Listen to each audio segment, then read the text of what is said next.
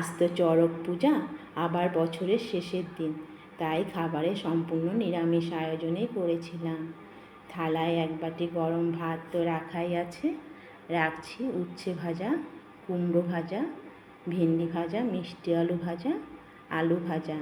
আমাদের আজ 2 রকমের ডাল খেতে হয়, আম দিয়ে কুমড়ো শাক দিয়ে টক ডাল, উচ্ছে আর লাউ দিয়ে তেঁতোর ডাল। গরম ভাতের উপরে রাখছি সামান্য ঘি, নুন আর কাঁচা লঙ্কা। মিষ্টিমুখ করার জন্য রেখেছি রসগোল্লা, রসমালাই। 1 গ্লাস জল তো ছিলই। তোমাদেরও কি এরকম কোনো নিয়ম আছে? আমার এই সামান্য আয়োজন কেমন লাগলো তা অবশ্যই জানিও। নতুন বছরের জন্য রইল আমার তরফ থেকে অনেক শুভেচ্ছা ও ভালোবাসা। Bye bye, tata.